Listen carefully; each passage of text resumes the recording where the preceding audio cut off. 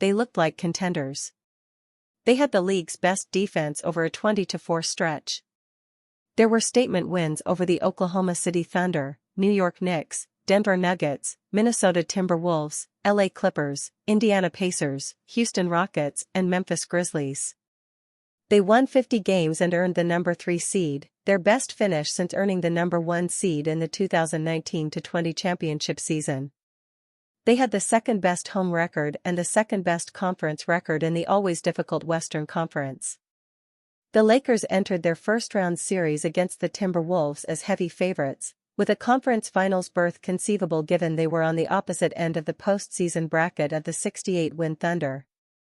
But that all came crashing down in 12 days, as the Lakers were thrashed in 5 games by the Timberwolves, with an average margin of defeat of 11.0 points per game. The thumping was a sobering reminder that this team wasn't built to maximize Doncic's gifts. There's a reason so few blockbuster, in-season trades lead to championships. And a reason rookie head coaches rarely enjoy deep playoff runs in their first postseason. These things take time, particularly with the star players, Lakers coach J.J. Redick said at his exit interview 2 weeks ago. There's a reason in modern NBA history, go back the last 30, 40 years, there's been a handful or less than a handful of all-star players traded in season that led directly to a championship. I think there's value in repetition. And frankly, we didn't get a ton of repetition, and that's the nature of making an in-season trade. The Lakers' second-half surge partly masked several of the deficiencies that undid them. They didn't have a starting-caliber center, or a second playable one behind starter Jackson Hayes. They were able to smoke and mirrors their way to a good defense from January on, but their perimeter defenders struggled to contain dribble penetration. They were at an athletic disadvantage against most teams, which showed up in a variety of ways. Their rebounding and ball control fluctuated nightly. Their bench was inconsistent offensively. Lakers president of basketball operations and general manager Rob Pelinka acknowledged those deficiencies, to varying degrees, in his exit interview. He made it clear that the organization will prioritize building around Doncic and addressing the center position this summer. The last time they tried to upgrade at center, they rescinded the Mark Williams deal with Charlotte after the trade deadline had already passed. We just didn't have the time after the Luka trade, Pelinka said. But now we do. That's the good news. And the one thing we know about the NBA is there's always new and unexpected opportunities around the corner.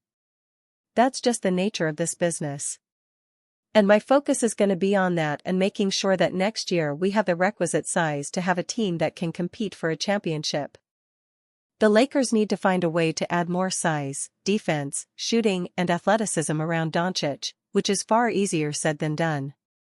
And they need to do so with limited roster-building tools, especially if James doesn't take a pay cut, as The Athletic previously reported is unlikely. In that case, the Lakers will likely only have the $5.7 million taxpayer mid-level exception and a few trade assets at their disposal, one first-round pick, several expiring contracts, and Dalton Connect. Of note, Doncic is eligible to sign an extension on August 2, over a month into free agency, when he'll have a clearer idea of what the Lakers roster looks like and how serious they are about contending next season. When you make a seismic trade at the deadline, your roster and the building around it, it's kind of like trying to build an airplane in the sky, Pelinka said. Now we get a chance to land that plane, put it in the hangar, and really figure out the parts of it that we need to retrofit and change. We know we have a lot of work to do on the roster, and it will look different next year, for sure. Patience is a scarce resource in Lakerland. Every season is championship or bust. And when they fall short, like losing in the first round in 5 games, significant changes are expected. But barring a drastic trade featuring starters Austin Reeves and Rui Hachimura, the top of the roster likely is going to look similar to last season.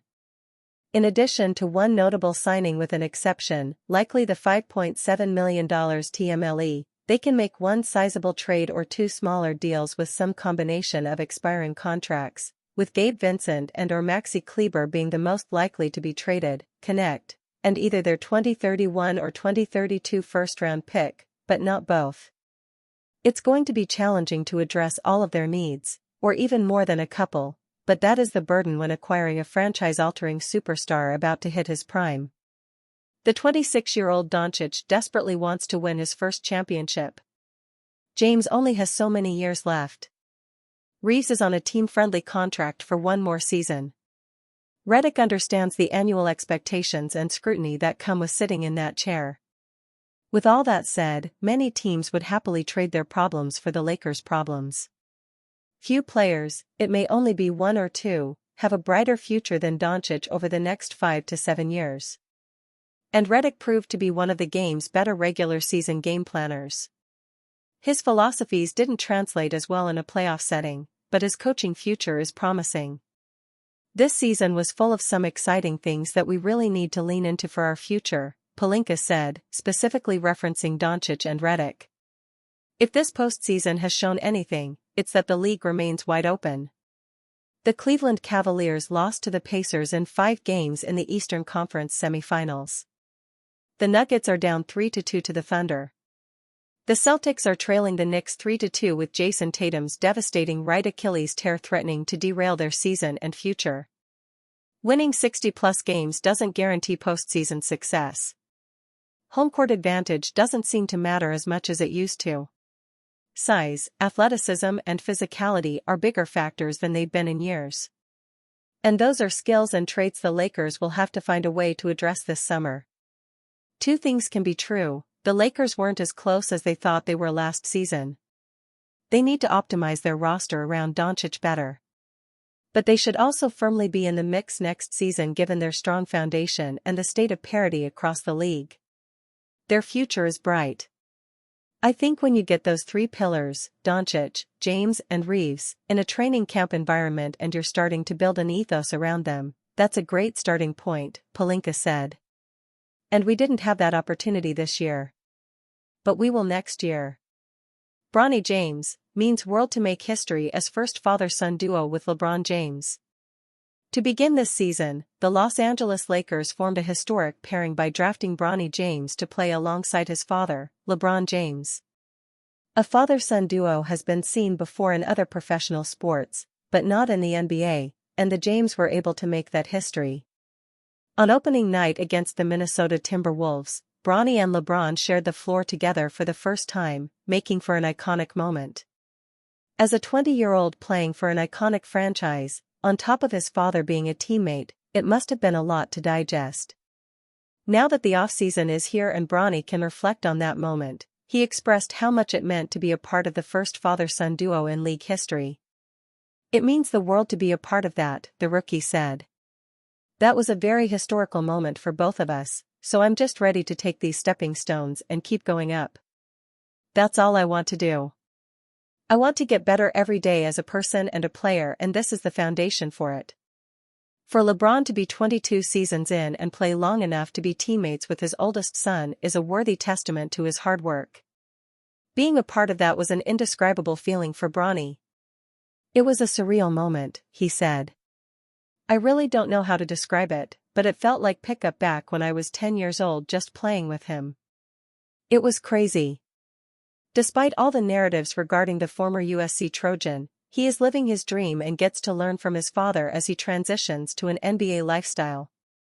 Hopefully, LeBron suits up for another season and perhaps Bronny receives an opportunity to showcase his development more at the NBA level next year. He got to see what it is like to play in the NBA, and as time passes, Bronny has shown signs of improved confidence and a potential role player as he continues to develop. While there is still a long road to get there, having that support of his father and belief in himself should bode well in Bronny's continued growth. Bronny James proud of growth during rookie season. Despite Bronny James not seeing consistent minutes with the Lakers, he got plenty of minutes to develop in South Bay, LA's G League affiliate. As time passed, he looked to be regaining confidence in his skills as a player, and James admitted that he is proud of his growth this season.